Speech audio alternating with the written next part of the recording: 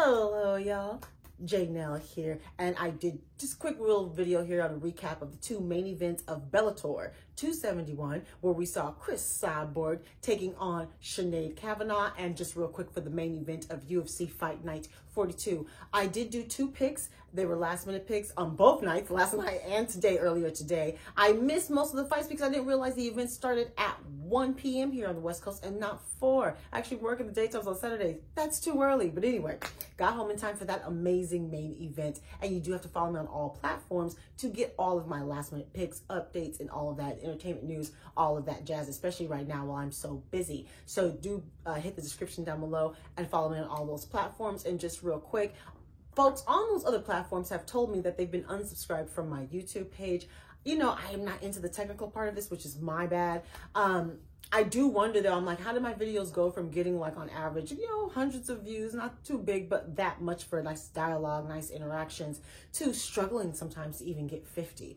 And I'm like, I know I haven't changed along with the time, so that's a lot my bad. But I did wonder if there were maybe just things that were out of just why such the big drop. And I do wonder, like, why are you doing this? This is a waste of your time.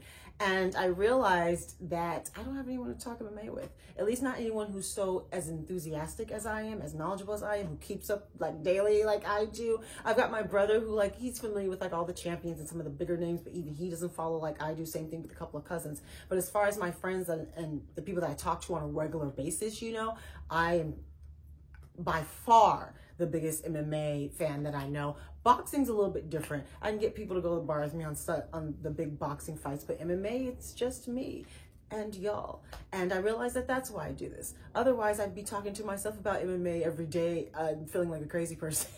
So, especially those of you who comment on a regular basis, I really do appreciate it because, yeah, y'all all I got. And I can't wait. So I'm in California, so I can't wait for everything to fully get going again. So maybe I can change that, It's a little lonely when it comes to talking about something that I love so much. Now, let's go ahead and get into this real quick. Friday night, I, of course, chose the champ and still Bellator 145 champion, Miss Cris Cyborg. She successfully defended her belt against Sinead Kavanagh. This happened in the first round, and I got to give props to Sinead for going after her. She's like, I ain't got nothing to lose. Let me come after her. She actually legit tried to get like in a firefight with Cris, like going back and forth, and you can't do that because Cris actually has boxing skill. So in that pocket, if you just go for broke, you're gonna get knocked out. And that's what happened. And got her up against the cage. She tried to get a little firefight, knocked her butt out. Great win for Cris Cyborg. Who would you like to see her fight next? And I will say props to Bellator for at least having a women's 145 division, trying to build something around Cris Cyborg, because I think she's like 36 years old. So for these years that we still have her, they're at least trying to build something around her. And you really can't. You have to have something to start with in order to build something. So they actually have like a top 10, no matter what you think of that top 10. So props to them for that. UFC really missed an opportunity there with Cris Cyborg. You made the 145 division for her.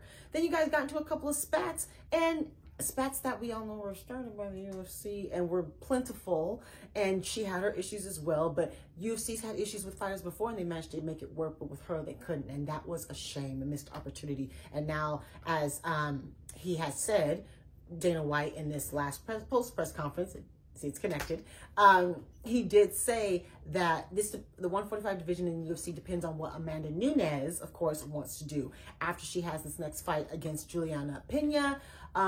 If she wants to defend this belt, it depends on her. If not, thinking about scrapping it. He actually literally said that. So yeah, it's a missed opportunity here. The 145 girls are out there. You just have to go out and get them because they are fewer and far between. Most of the female fighters are fighting at 115, which is why that division is so talent rich. So the 145s are spread out. There's a champ here, there's a champ in this country, this organization. You have to go out and you have to get them, but it can be done. And kudos to Bellator for trying to do it. Now, on to UFC Fight Night Vegas 42, again starting at 1 p.m. instead of 4 p.m. But I did get home in time for this main event. The pick that I made, that I of course got, and of course, I picked my boy, Mr. Max Bless Holloway. He's defeated Mr.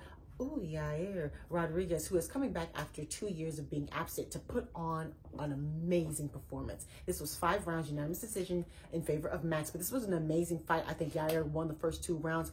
As Michael Bisping said, he throws that spinning stuff as often as people throw jabs, and I think that might be part of the issue. However, once the game plan that he had was good. He was going after those legs, those calf kicks. Max was blocking some, but not enough. And plus, he kicked so hard, it didn't take much to start affecting Max. You saw the bruising on the leg, and you saw him having to switch stance, hampering his movement, and he decided to get inside of kicking range and have to crowd him, get him up against the cage. He took him down a couple of times.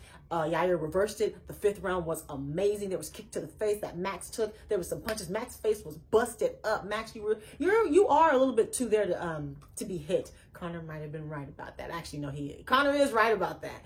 You are there to be hit too much. Yair, same thing. So there was some lax on the defense there, a little bit too willing to get into the firefight, but that's also why we love the fight. The fight was amazing, super exciting. 3 main events in a row, and actually the whole card I hear was good, because just looking at how many finishes there were on this card, I'm definitely going to be watching that later on tonight. So kudos to the UFC for putting on 3 seemingly amazing events in a row. Kudos to Max Holloway and Yair for putting on a great event. Afterwards, they showed Yair was in the ambulance, and Max came and greeted him, took a picture. Again, Max's face was busted up. Yair is powerful. And what I think with him is he needs to add more of the traditional stuff, especially with the hands. His kicks are freaking good.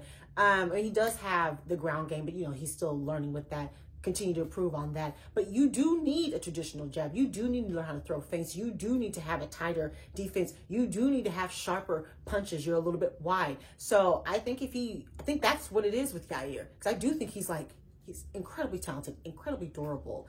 Max was hitting him with 2 pieces in the face.